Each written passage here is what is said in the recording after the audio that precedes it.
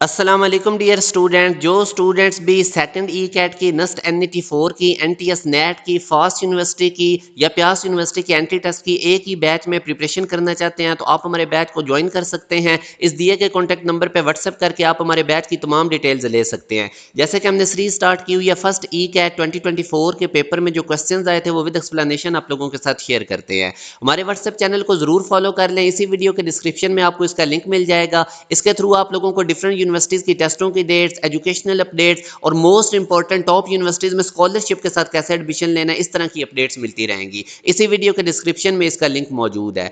अब हम स्टार्ट करते हैं। पहला क्वेश्चन है, to increase the range of a voltmeter we need to connect a suitable.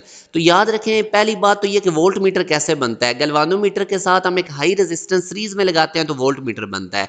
अब जितनी हाई रेजिस्टेंस ज़्यादा होगी उतनी वोल्ट मीटर की रेंज भी ज़्यादा होगी। तो आप लोगों ने याद रखना है, range of volt meter increase करने के लिए हमें हाई रेजिस्टेंस सीरीज में लगानी पड़ती है गैल्वानोमीटर के साथ। तो alpha is the right answer. अब एक और क्वेश्चन अगर हम देखें तो वो कहता है वोल्ट मीटर की रेजिस्टेंस भी गिवन है वोल्ट मीटर की, और उसके बाद वो हमें ये, जैसे ये वोल्ट मीटर है, इसकी रेजिस्टेंस 2000 ओम गिवन है और ये मेजर करता है 2 वोल्ट तक, यानी इसकी रेंज है 2 वोल्ट की। अब वो कहता है हमने इसकी रेंज बढ़ानी है 10 वोल्ट तक, यानी ये 2 वोल्ट से हमें 10 वोल्ट की मेजर करके दे वोल्टेज, वो हमने इसकी रेंज बढ़ानी है। Then required resistance in series will be. तो ज़ाहिर है गैल्वानोमीटर के साथ हाई रेजिस्टेंस सीरीज में लगानी पड़ेगी तभी वो वोल्ट मीटर बनता है। रेंज बढ़ाने के लिए हाई रेजिस्टेंस लगानी पड़ेगी तो उतनी उसकी रेंज बढ़ेगी। अब इसमें सबसे पहले आप डाटा देखें। गैल्वानोमीटर का रेजिस्टेंस मैंने कैपिटल जी से नोट कर दिया, ये गिवन है, और पहला वोल्टेज कितना गिवन है, जो पहली रेंज है वो 2 वोल्ट। आप लोगों ने रेंज बढ़ानी है 10 वोल्ट तक, तो दूसरा वोल्टेज है 10 वोल्ट का। अब एक चीज़ याद रखें, ये जो दूसरी रेजिस्टेंस है वो हम इसके साथ सीरीज में लगाएंगे गैल्वानोमीटर के साथ। जब सीरीज में लगाएंगे तो तब हमारे पास रेंज वोल्ट मीटर का बढ़ेगा। लेट्स सपोज वो हमने रेजिस्टेंस आर सीरीज में लगा दिया गैल्वानोमीटर के साथ इसकी रेंज को बढ़ाने के लिए 10 वोल्ट तक।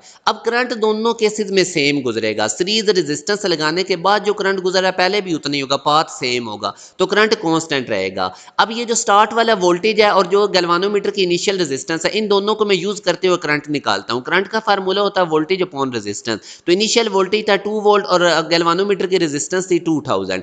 अब जब मैंने इसके साथ सीरीज में एक और रेजिस्टेंस लगा दी तो नीचे रेजिस्टेंस में वो ऐड हो जाएगी, 2000 गैल्वानोमीटर के साथ वो आर रेजिस्टेंस ऐड हो जाएगी, और ऊपर वोल्टेज अब हम 10 वोल्ट पुट करेंगे। जितनी रेंज का अब हमें वोल्ट मीटर चाहिए वो वाला वोल्टेज पुट करेंगे। अब चूंकि ये दोनों करंट सेम है, पहला करंट था 2/2000 जब हाई रेजिस्टेंस सीरीज में नहीं लगाई, जब हाई रेजिस्टेंस आर सीरीज में लगा दी और वोल्टेज हमें 10 वोल्ट का चाहिए तो तब करंट हो जाएगी 10/2000 प्लस आर। सीरीज में इक्विवेलेंस रेजिस्टेंस ऐसे ही निकालते हैं ना, ऐड कर देते हैं। अब चूंकि करंट कांस्टेंट है, सेम है, तो दोनों करंट इक्वेट कर दें। पहला था 2/2000 और दूसरा था 10/2000 प्लस आर, तो इनको इक्वेट करके क्रॉस मल्टीप्लाई करके आर निकाल लें और ये हमारे पास आएगी 8000 ओम, जो कि हमारे पास delta option is the right answer. अब एक और क्वेश्चन में वो कहता है कि अगर शंट रेजिस्टेंस इंक्रीज करें तो रेंज ऑफ एम मीटर पे क्या फर्क पड़ेगा।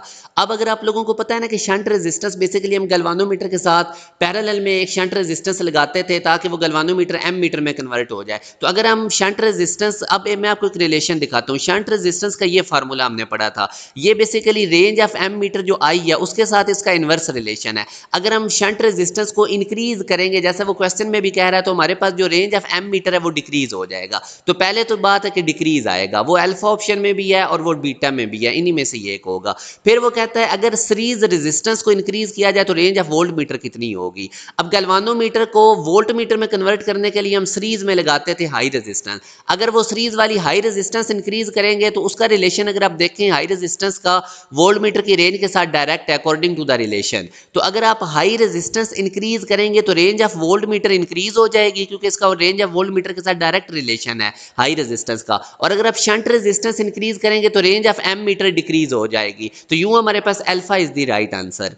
अब एक और क्वेश्चन है, इसमें भी उसने गैल्वानोमीटर की रेजिस्टेंस बता दी है, फुल स्केल डिफ्लेक्शन गैल्वानोमीटर का करंट बता दिया है, शंट रेजिस्टेंस पूछ रहा है कितनी ऐड करें। अगर हमने रेंज इसकी 0 से 5 मिली एम्पेयर, तो ये बड़ी वाली रेंज लेनी होती है 5 मिली एम्पेयर रेंज का अगर आपने एम मीटर बनाना है। तो सबसे पहले अगर आप देखें तो गैल्वानोमीटर का रेजिस्टेंस गिवन है, गैल्वानोमीटर की करंट गिवन है 50 माइक्रो एम्पेयर, जो कि 50 मल्टीप्लाई बाय 10 की पावर -3 हो जाएगी। तो शंट रेजिस्टेंस का फार्मूला लिखें। गैल्वानोमीटर का करंट कितना था 50 माइक्रो एम्पेयर, तो वो हो जाएगा 50 10 की पावर -6, और गैल्वानोमीटर की रेजिस्टेंस थी 50 डिवाइडेड बाय आई रेंज हमें कितनी चाहिए 5 मिली एम्पेयर, तो इसको कर देंगे 5 10 की पावर -3 और माइनस उसके बाद गैल्वानोमीटर का करंट कितना था 50 माइक्रो एम्पेयर। सिंप्लीफिकेशन करें नीचे से कॉमन निकाल के तो 0.5 ओम का हमें शंट रेजिस्टेंस लगाना पड़ेगा 5 मिली एम्पेयर का रेंज का एम मीटर बनाने के लिए। अब इस सेम प्रीवियस क्वेश्चन की तरह ही ये वाला क्वेश्चन, इसको आप लोगों ने खुद करना है, फार्मूला भी मैंने बता दिया और आंसर भी बता दिया है। इसके बाद ये लास्ट वाला क्वेश्चन भी देख लें, for which component used in AC circuit the power factor is 0।